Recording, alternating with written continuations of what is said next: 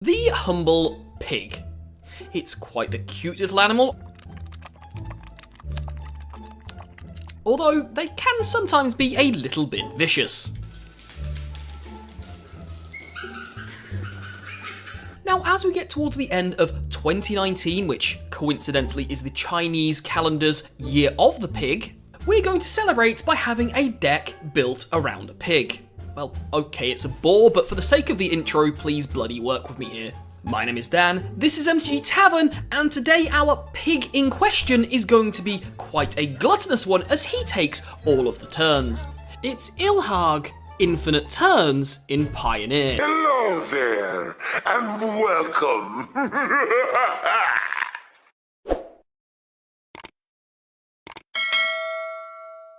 Now, the first thing you may be asking me, how the bloody ruddy hell is ILHARG, a creature that just puts another creature on the field, going to take us infinite turns? Well, my dear friend, the god pig or boar will put a Medamai the Ageless onto the battlefield when it attacks. When Medamai deals combat damage to our opponent, we get to take an extra turn. However, Medamai also reads that Medamai cannot attack during the extra turn. Well, we're going to kind of cheat this into play again with ILHARG, because on the end step, ILHARG sends Medamai back to our hand, which means that when we take our extra turn, ILHARG will attack again, and because ILHARG puts a creature onto the battlefield already attacking, Medamai will deal combat damage to our opponent again, and we will get to take that extra turn again. And do you see a bit of a loop going on here? Now, you may be asking, sure, it's infinite turns, but in reality, are you going to take more than 1 or 2 turns? And the answer is no, it's going to usually take 1 or 2 turns to end the game, but saying ILHARG 2 turns doesn't quite have the clickbait title. Now, you may also be asking, well, okay, that's cool, we can attack, take loads of turns, but what happens if our opponent has a massive creature out? Well, we have a one-of World Spine Worm in the deck as well, so it can trample over all of those shitty little creatures, and we can just end the game pretty fast. So without further ado, let's go ahead and get this deck tech out of the way so we can go see some pretty sweet boar infinite turns in Pioneer. As we always do on this channel, we get the land base out of the way first, you get your lands out of the way, and get onto the more interesting stuff later on. Our land base is as follows: 6 mountains, 4 forests, 4 root-bound crags, 4 stomping grounds, and 4 Temple of Abandons. Now, the only land I really want to talk about here is the Temple of Abandon and its actual synergy with ILHARG. You may notice throughout this deck tech that ILHARG is kind of our only realistic win condition. We do have one other win condition as well, and if ILHARG gets removed, then we don't really have much of a win con. Now, there is some relevant text to ILHARG that most people forget that is written on the god cards from War of the Spark. When ILHARG the Raised Boar, or any god from that particular set, dies or is put into exile from the battlefield, we may put it 3rd from top in our library, and that brings us full circle back to Temple of Abandon. Let's say we have an ILHARG on the battlefield and it gets removed or exiled, and we put the young pig 3 from the top. A Temple of Abandon allows us to take a card from the top of our library and put it onto the bottom with a scry, so we can actually get that ILHARG back into our hand really quickly. Temple of Abandon is also something we can use in the early game to set up to find our combo pieces. And it's finding our combo pieces and being surprisingly resilient that this deck is actually pretty good at. We're playing some of the better tutoring spells in this format. We have 4 Oath of Nissas and 4 Once Upon a Times. Oath of Nissa is a 1-drop, and when it enters the battlefield, we look at the top 3 cards of our library and we put a creature, a land, or a planeswalker card from among them into our hand and put the rest on the bottom of the library in any order. Let's say we have the ILHARG in hand, but we need to find lands. Oath of Nissa helps out quite nicely with that. We're also running some Chandras, which we'll get to later on in the game, which can also be tutored with an Oath of Nissa. Once Upon a Time is a spell that can be cast for free, and we all obviously know what this card does by this point. However, even if we hard cast it, that's perfectly fine in this deck. We're looking to set up a piece of a combo. We get to reveal the top 5 cards of our library and put a creature or land card from among them into our hand and put the rest on the bottom of the library in any order. So we have maximum consistency. Even if we don't find the ILHARG and the Medamai, we have plenty of spells that are going to put cards from the top of our library that we don't want onto the bottom. Those cards will tutor us a 4 of ILHARG, a 4 of Medamai the Ageless, and a 1 of Worldspine Worm. The only other creature in the main deck here is a Sylvan Caryatid, which is a 4 of, has hexproof, and that is really important. We definitely want to have our mana dork survive, so that's why we didn't go for an Elvish Mystic or a Golden Goose, with hexproof is invaluable on our mana dork. It allows us to get our ILHARG potentially out a turn earlier. Our only other realistic win condition is Chandra Torch of Defiance, and whilst this is a win con, it is mainly there for the +2, where we can go ahead and keep finding cards from the top of our library. If it's not an ILHARG, we'll cast it if we can, but chances are we'll just get it for a couple of points of damage, and that's another card deeper in our library. Now you may be asking, well that's great, but what happens if our opponent is just overwhelming the board with a whole bunch of creatures? How are we going to stay alive long enough to get the ILHARG down?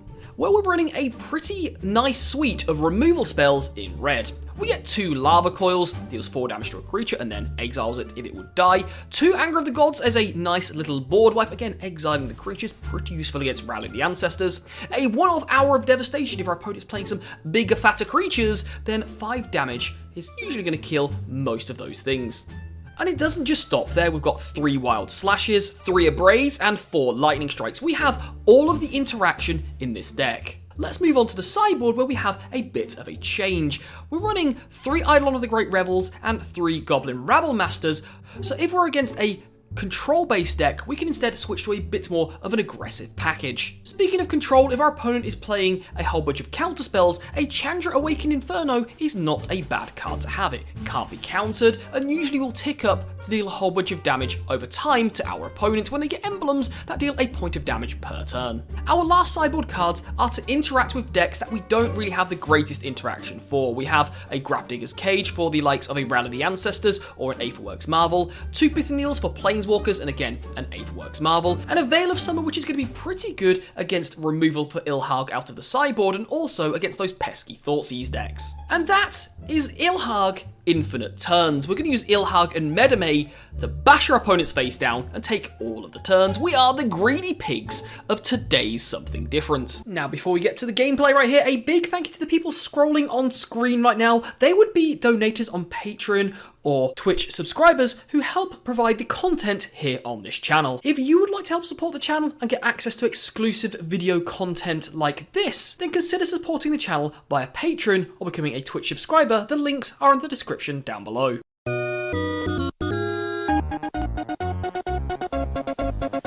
Well, because I'm a complete dumbass, I forgot to hit the record button at the start of this game. Luckily, we don't miss too much. We do have the Once Upon a Time, which I believe got Medamay, probably, or something like that. Our hand is sculpted out pretty nicely. We have some pieces of removal here. We need to find our ILHARG, which we do off the top, and put him onto the battlefield and hope he resolves. Luckily for us, our opponent is not on Spirits, which might be a bit of a problem. They're instead on Mono Blue Devotion. In response to a Thassa, we go ahead and abrade the Mausoleum Wanderer, which frees us up for an ILHARG next turn. Our opponent plays a Gadwick where X equals 0, and it looks like they're going to try and cast a spell to tap down our ILHARG. Our opponent may have forgotten, or they just don't have something in hand, but it's time to bore all the way through with a Medamay to take an extra turn. Our opponent concedes, and we go to sideboarding. In sideboarding, we make a switch. We bring in some Goblin Rabble Masters and some Eidolons, as well as the Veil of Summers. We take out pieces of the combo, like some ILHARGs and some Chandras. We do bring in the big Chandra because it has pro counters. Our opening hand has a Once Upon a Time, an Oath of Nissa, and plenty of removal. A Siren Storm Tamer from our opponent, we find an Oath of Nissa off the top. We cast our Once Upon a Time, we find part of the combo being a Medamay. We cast the Oath of Nissa, we take a Stomping Ground. This hand is sculpting out quite nicely. At the moment, we've got plenty of interaction. Unfortunately, our opponent has got the Curious Obsession, and now I'm worried about a dive down to protect it. We go for the Wild Slash anyway, and it is gone. Luck be on our side. The Oath of Nissa does find us a Temple of Abandon. We found the ILHARG off the top, and our opponent goes for another Gadwick. We Lightning Strike that as quickly as we possibly can. We put in a Braid to the top. With the Scryland, we play our Sylvan Caryatid, and it looks like our opponent is not doing much. They're going to put down a Tidebinder Mage. On our opponent's end step, we try to abrade, they Wizard's Retort, we Lightning Strike, and now we're going into our turn. We're able to put down the ILHARG, and we top deck a Veil of Summer. Our opponent does nothing, we find another Veil of Summer, and now with the combo in hand, 2 Veil of Summers back up, It's going to be really hard for our opponent to get any of these creatures off the field. They try to Harbinger of the Tides to return a tapped creature back to our hands with Veil of Summer, and before the game is over, me and my opponent have a rather lovely conversation about how sick my deck is. I guess it is rather vomit-inducing. Fair play to my opponent on this one, they took it like a true champ, no salt shown, and we had a lovely conversation at the end.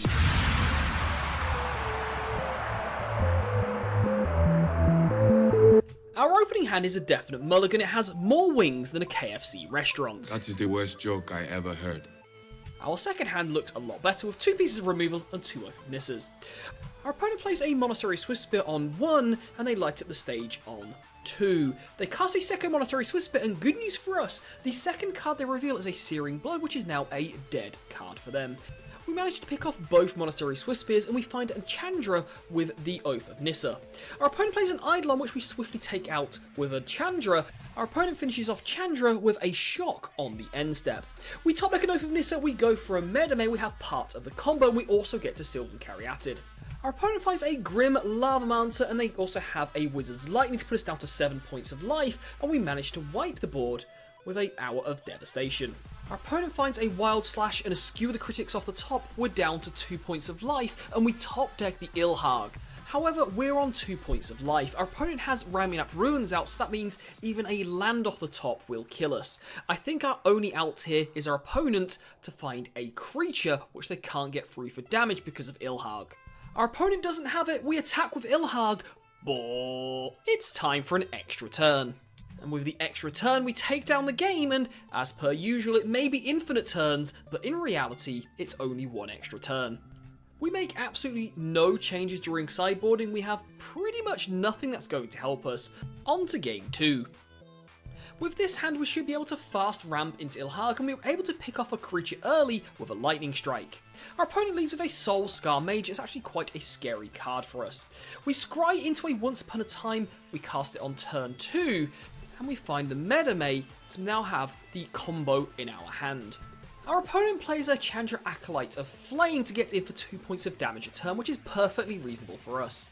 We cast an Oath of Nissa and we find a Chandra Torch of Defiance. In the meantime, our opponent is getting in for even more points of damage. They shock to grow the Soul Scar Mage and we take some damage. They light up the stage and they find just a shock and a mountain, not overly scary. Now I decide to Lightning Strike the Chandra on end step as opposed to the Soul Scar Mage, and this may need some explaining. Now the Soul Scar Mage is also an option here, but I decided to just go for Chandra. The reason being is that while Soul Scar Mage sure can shrink down the ILHARG to the point where maybe they can trade with ILHARG and we don't get infinite turns, it still means our opponent is using cards from their hand to deal with a permanent on the battlefield. If they're doing that, we're not taking damage to the face and we've still got 10 points of life to play with. On the flip side, Chandra is able to recast a card from our opponent's graveyard. And with 4 lands up, if our opponent has, say, 1 Lightning Strike in their hand, they're going to be able to cast Lightning Strike, down tick on Chandra, and then Lightning Strike ILHARG again. And at that point, it doesn't matter if Soul Scar Mage is on the battlefield or not. So I'm basically making it so if my opponent has removal spells in hand and they do target the ILHARG, then sure, ILHARG will die, but that would have been burn damage to our face. We top deck a second ILHARG, meaning we have a second bite of the cherry if this one gets removed. We do cast ILHARG, our opponent uses the shock from the light at the stage to shrink him by 2. Our opponent makes some more tokens with Chandra and they attack. I go ahead and just block Soul Scar Mage. If you've got the removal spell, you've got the removal spell. They don't have it, the Soul Scar Mage dies, ILHARG gets to attack, Medame gonna deal damage to our opponent, we take the extra turn. Actually, we don't, because our opponent concedes on the spot. GG WP.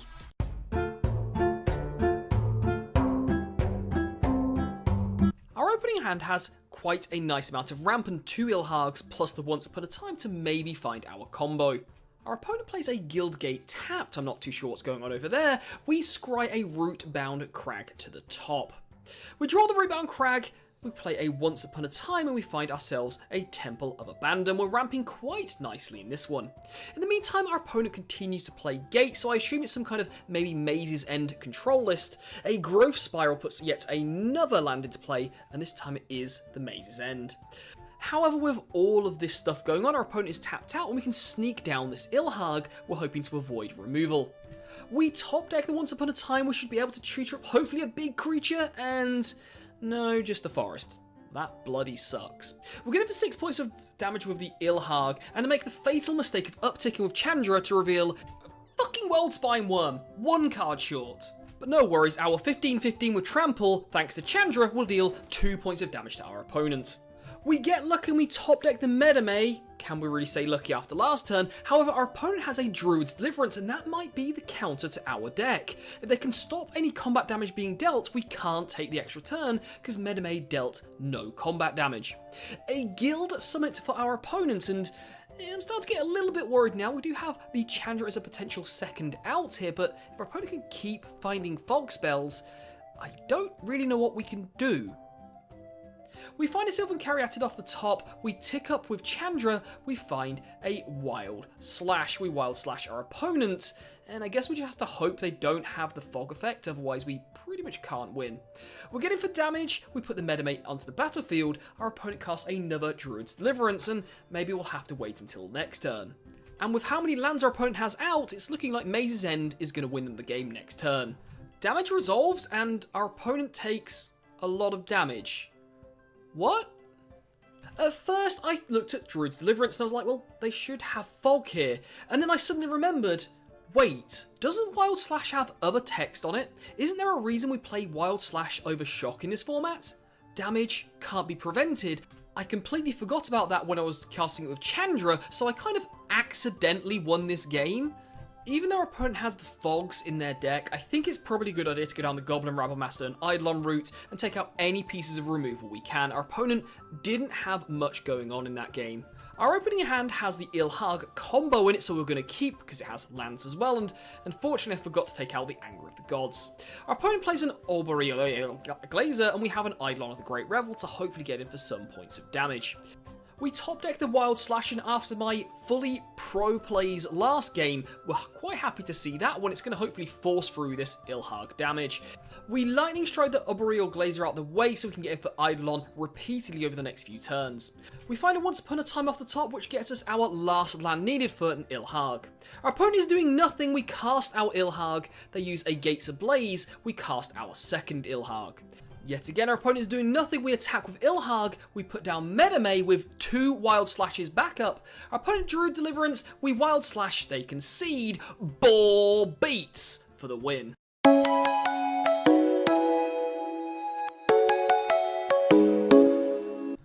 Our opening hand is pretty damn sweet. We have the combo, some ramp, and even an Anger of the Gods if our opponent is playing a creature aggro strategy. We leave with Oath of Nissa. We can't take that land fast enough.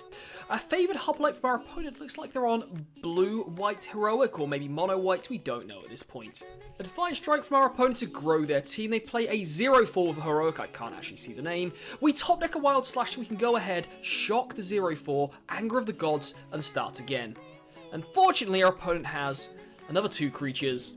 We do find a Chandra Torture Device so we can pick one of them off, and our opponent kills Chandra with the other one and casts another creature. We get fortunate and top deck our last land for ILHARG. We pass our opponent, who plays just a land and a creature, and we get in for infinite turns to take down game 1. In sideboarding, we take out an ILHARG and a Medamai, going down a bit of the combo plus a land, and we bring in 3 Eidolon of the Great Revels instead. Our opponent casts a lot of very cheap cards in their deck, so an Eidolon will rip them a new one.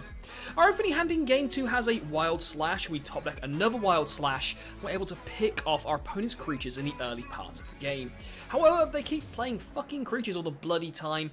We find our Eidolon, and our opponent manages to get together a 5/4 creature, and we're hoping this Chandra is going to be able to pick it off. Luckily, our opponent doesn't have anything like a dive down. Our opponent fills out the board a bit more with 2 creatures, but they realise with Eidolon out, they're just not going to be able to cast enough spells to win the game. We won without casting a ball.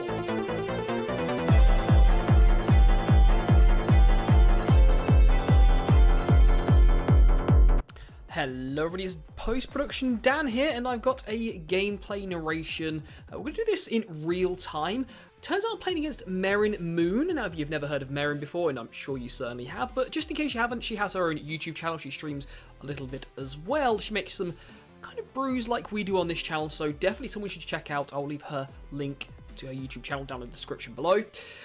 And because she was streaming at the time, and with Merrin's permission, I've gone ahead and we're going to kind of have a cross-production here where we can take a look at Merrin's hand the entire time and how she's going to sideboard. I would have had her narration of game 2, but she was talking about hot sauce the entire time.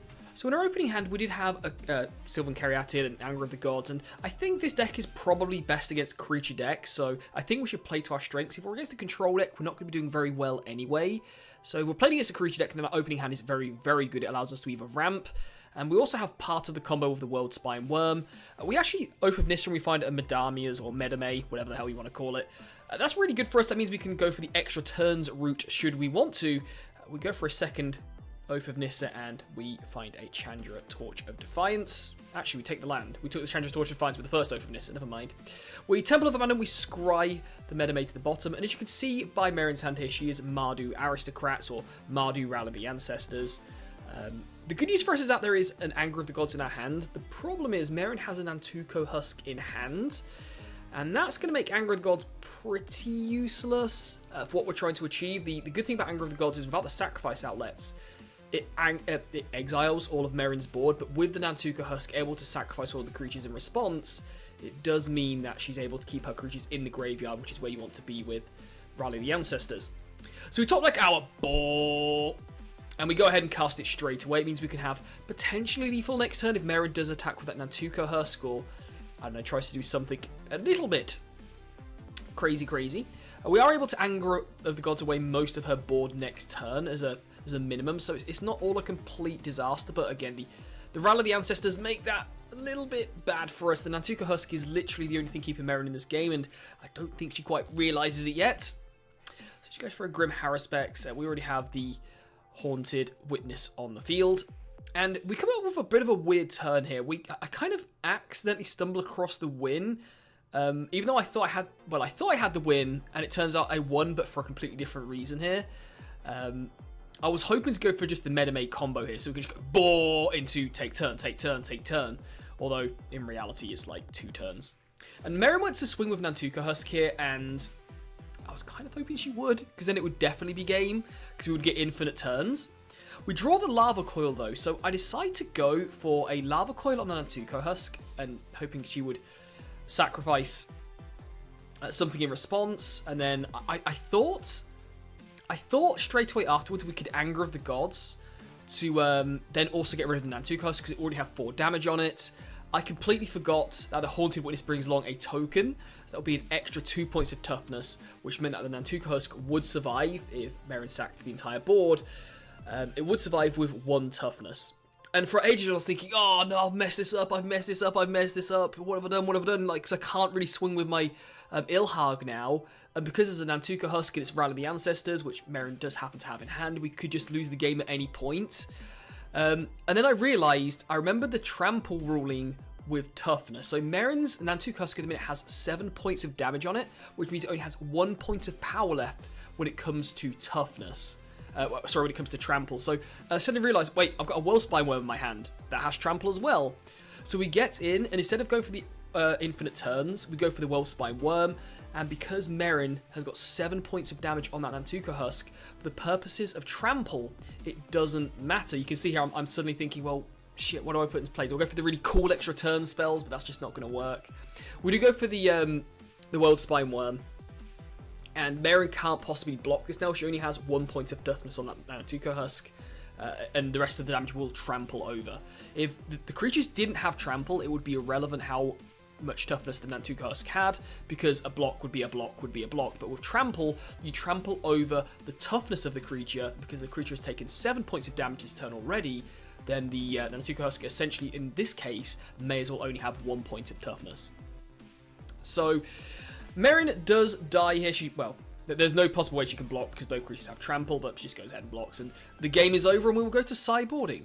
In sideboarding for us, I do consider the Veil of Summers, but I decide not to in the end. I don't know if they're going to bring in Thoughtseize. I'm not so bothered about removal, but it is kind of annoying if they do have it. I bring in 2 Pithing Needles in a Grafdigger's Cage. The Pithing Needle are going to stop the Nantuko Husk or a Sacrifice Outlet on the field.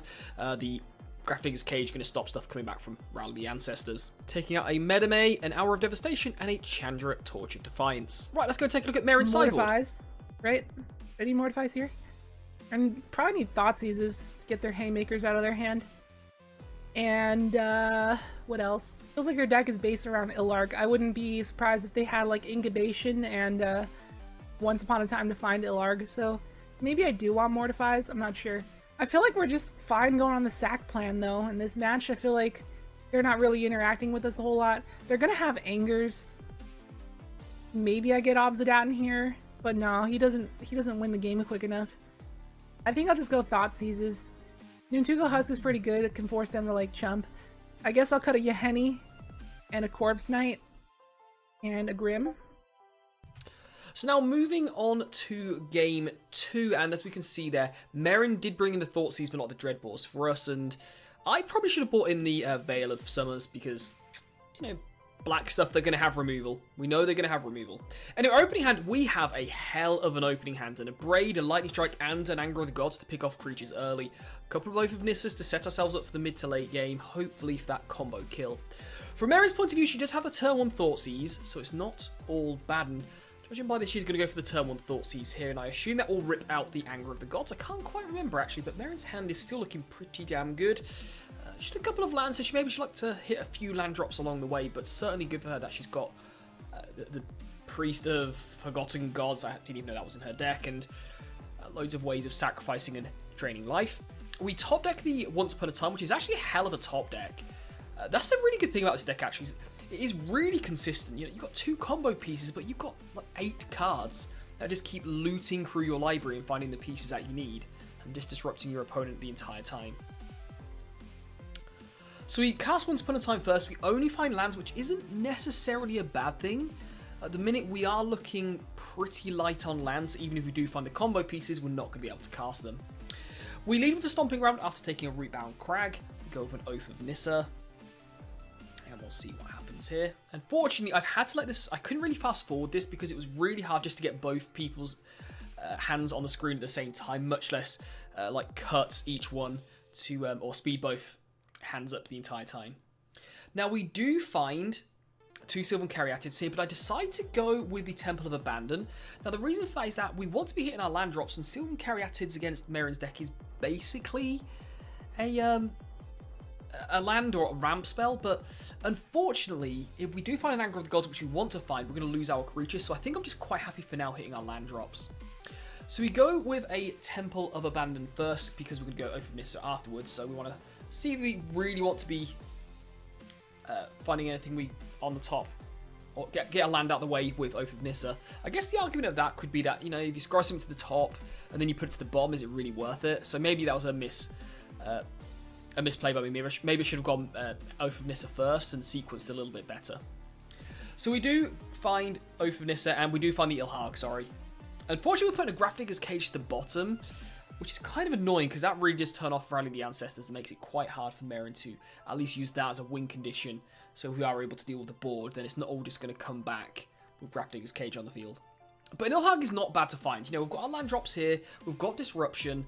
Now we just need to find an actual payoff card, like the Worm or the Medame. So Midnight Reaper, whenever that or another creature dies, they draw a card, so we can't really wait to get off the field. We don't want Merrin drawing loads and loads and loads and loads and loads of cards. Sounds pretty dad to me. Pretty bad to me. We want to get that thing out of the way. The good thing for us, though, is that Merrin, sure, she's hit a third land drop on time, but this isn't the scariest board right now. We've seen worse. It's only 1 creature on the field, and let's assume she even goes double spell next turn. That's still, you know, going into our turns when we're about to cast ILHARG. It's not crazy. We've got removal spells in our hand. We know we're going to be able to remove 2 entire creatures. So Merrin does go with a Priest of Forgotten Gods. Now, I believe I'll let this resolve without Lightning Strike, or do I Lightning Strike in response? The reason being is because that doesn't actually sacrifice a creature, so we're going to be using a Lightning Strike card Midnight Reaper at some point anyway, so I think I'd rather just hold on to these Lightning Strikes and the Braids for now. See if Merrin does anything else pre-combat. She doesn't, so now we're just going to go Lightning Strike. Merrin would have been able to draw the card here anyway, so it was irrelevant when we did it. But we're just going to hold up, see if there's anything more important we could have done. Merrin does draw into the Godless Shrine, which is, you know, a squeege fortunate, because now she gets to use her mana this turn as well, but that's the way it is. That's just the way it is, as they say. So a Cruel Celebrant is going to drain us for life as well, so we really, really would like to hit an Anger of the Gods right here to get rid of all this stuff. Now, we do have the combo in hand now, so we're looking to avoid the kind of any sacrifice outlet, especially in Nantuko Husk. Judith is not that scary. The problem is we're going to have to take this next turn to put ILHARG down, then hope that he survives and Merrin doesn't get too many things in the way. But if he does survive, Merrin doesn't find a removal piece off the top or a Thoughtseize, and she can't have more than 6 power on board, then ILHARG and Medame are game. We will take infinite turns. Merrin can't get enough power in front of the ILHARG, and she can't disrupt it, so the game would essentially be over. Sure, I always say it's infinite turns, but in reality, it's a 2-card combo that may as well be. It may as well be Through the Breach Emrakul in Modern, because at the end of the day, you're still usually going to win. We do go ahead and abrade a creature here. We don't want to. We'd like it to not be so that we take too much life loss here. We want to use our mana because we're not going to be using ILHARG. Well, we're going to be using ILHARG next turn.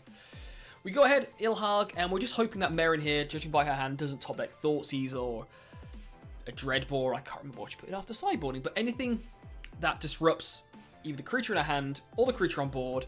Merrin top decks the Thoughtseize. In fairness, I do believe that if that was a land, Merrin could have double spelled this turn, and Medame and ILHARG wouldn't have been able to go infinite because Merrin would have had 6 points of power on the field. But it is really frustrating. It's just like, you couldn't have just top decked like another Judith this one turn for us. I want to go infinite, Merrin. Please, Merrin. I want to go infinite with my Medame, and unfortunately that's the combo over. Merrin's going to sacrifice a creature now to make it so that the one of her creatures, can't remember which one, gets protection from red, so we can't block. Can't actually see our life total, which is a bit awkward, actually. Maybe I should have made my post-production here a little bit better, but it's actually really hard to make this happen. I thought it'd be a lot easier than it is, but it's really not that easy. We top deck a Once Upon a Time, so if we can find that creature, we're looking pretty damn good. And unfortunately, we just find another ILHARG, which doesn't really achieve anything. We pretty much had to find the combo here. We didn't find it. There's another ILHARG on top. We can't get enough ILHARGs. Love ILHARG. Love some boars. Love us some boars. Unfortunately, we're not going to attack. We need to hang back, I guess. Merrin finds a Rally the Ancestors off the top, so if this game wasn't over before, it's definitely over now. So, you know, life's bad for us. What can you say? Life's really bad this game, and it's just not gone that well for us. Merrin goes ahead, she sacrifices some stuff, gets in some points of damage, and then sacrifices the board afterwards to kill us. Unfortunately, I can't quite see my life total, but trust me, it gets pretty low. I think at the point combat resolves here, we're on around about 5 or 6 points of life tops. I can't remember exactly how much, but it's certainly not that much. So going into game 3, I think the Veil of Summers are going to have to come in. We'll take a look during sideboarding, I guess, but definitely Veil of Summers need to come in, I think, with the Thoughtseize being shown there. But also there could be any kind of removal in there whatsoever. Who knows? Right, let's see how Merrin sideboards. We'll probably bring in Mortify in the draw because that ILHARG is too scary. Maybe Dreadbore because it's not gonna. They have no way to give it haste, I found. So probably Dreadbore and like at least a couple Mortifies. We don't need all of them. I think a set of removal spells is good enough. Let's cut Yahenni. Let's cut another Grim. Let's cut Priest. And let's cut a...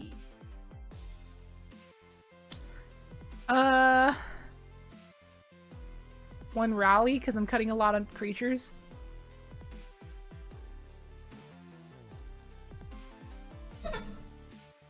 I guess, like, when I side in a bunch of, like, non-creature stuff, I should just cut Rallies and just go for the control plan. I think that makes a lot of sense. Now, in sideboarding number 2, I do bring in the Veil of Summers this time. I probably should have brought them in for game 2 anyway, because there's a very high chance a red-black or a Mardu deck is going to have a high amount of interaction. Now, granted, it only needs protection from black, but I think usually those decks do lead towards black-based spells for removal or hand disruption. Well, especially hand disruption. Do I only bring in 2 Veil of Summers? That can't be right. Sure, yeah, I do bring in all 4 by the look of it. We cut the Chandra. We're just looking for things to cut. That's the one problem with this deck is you can't really cut Oath of Nissas. You can't really cut the Once Upon a Times. And obviously, if we're a combo deck, we need to put our combo together. So it's a little bit awkward. We kind of cut a Sylvan Caryatid here, which is probably okay. We cut the Pithing Needle, one of the Pithing Needles, and I guess we took one of the Veil of Summers out. So, game numero 3, and we have a Veil of Summoner on opening hand, some nice ramp and some removal as well.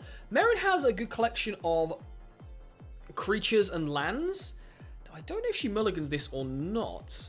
I guess we'll have to find out. But speaking of my hand here for a second, I do remember, looks like Merrin does keep, that this entire game I play incredibly patiently, and actually I'm almost, it's going to sound a bit full of myself, but I'm kind of impressed with myself a little bit of how I played here, and more the kind of patience I've shown, because the temptation with this deck is to just slam the ILHARG, wreck them quickly.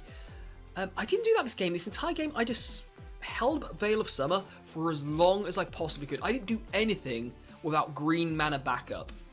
So we go Temple of Abandon. We do find a Once Upon a Time off the top, which is quite fortunate. We find a Sylvan Caryatid, but with the Anger of the Gods in our hand, I don't really want to put out Sylvan Caryatid just yet, because I get the strong feeling we're going to be using that at some point anyway. So you'll notice on turn 1 there, we didn't play the Temple on turn 1 because we want to hold up Veil of Summer. We want to protect our hand the entire time. I feel like with this kind of hand, with the Veil of Summer, we get an extra life almost with the Veil of Summer available. So we find an Oath of Nissa off the top. We go for the Once Upon a Time now. We find the ILHARG, so things are really starting to shape up quite nicely. We do shock ourselves, and we go with a Sylvan Caryatid to ramp ourselves into next turn. We could have gone Oath of Nissa here, but I think I just want to get my mana production down for next turn, and make sure we can at least have the option of casting ILHARG. We don't have to put down the Oath of Nissa just yet. And going into next turn, we even have the option now of going Anger of the Gods, plus hold up Veil of Summer, and Oath of Nissa. Unfortunately, we don't find a land off the top, which would have been quite nice, but we do get a redraw with Oath of Nissa now. And we do find a Sylvan Caryatid and another mountain. I decided to take the mountain again, I believe, because yet again, we're looking at Anger of the Gods, probably being cast at some point during this game. And I think just putting out the 0-3 just to throw it into an Anger of the Gods is probably not a good idea. All we need to do is hit our mana production. Doesn't really matter where the mana comes from. So you notice again, we could have put out a Pithing Needle here, but I want to hold up Lightning Strike and Veil of Summer the entire time.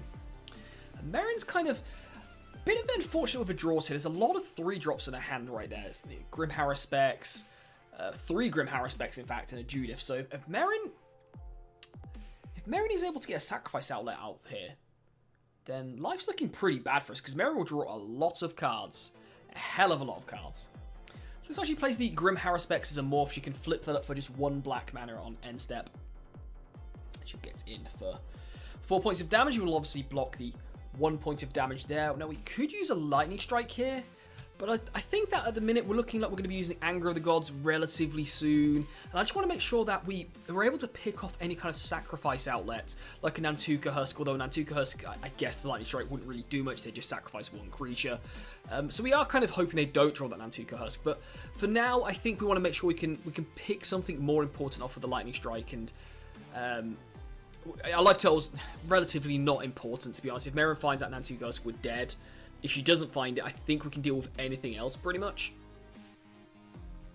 And we're putting such a high priority on this Anger of the Gods that you'll notice we actually didn't play ILHARG last turn.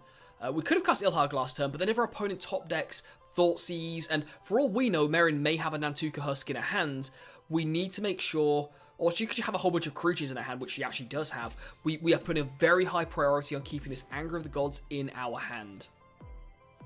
So, that's why we're just holding up mana the entire time. And we're hoping Merrin just keeps filling out this board with none of them being Nantuka Husk. And we're getting quite fortunate she's not finding the Nantuka Husk. So Merrin does play out the Judith, and again, please don't have the Husk, please don't have the Husk, or at least anything else pretty much. With this other pot Cutthroat, that is looking like game at this point. We do still need to find a World Spine Worm, or the extra turns flying creature thing, which I can never, Medamay, that's the one. but now the game is looking close to over, especially when we top deck the World Spine Worm here. That's a very fortunate top deck, but I think, you know what? I think I kind of deserve that with my patient play here and playing correctly. Sometimes you just get a bit lucky, but again, this deck is so consistent because of the Veil of Summers.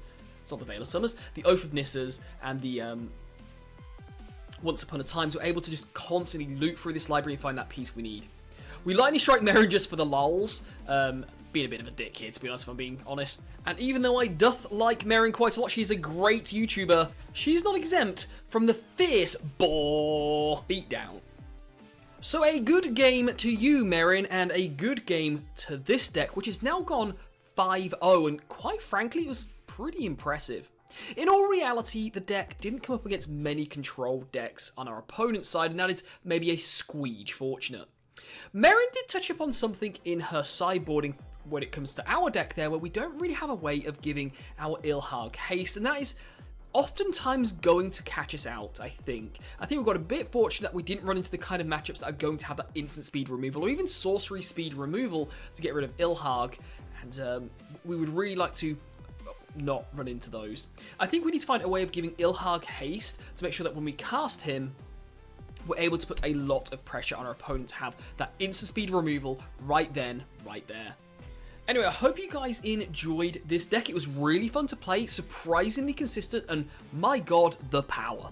I will catch you guys next time where I believe we are going to try out some slivers in Pioneer. Boom, what up guys, it's me back again. I hope you enjoyed that episode of Something Different. Remember to go over this way and look at some other videos over there. There's a subscribe button over there. I barely can say subscribe. Thank you for watching. I hope you enjoyed the video. I will see you next time. Much love, y'all.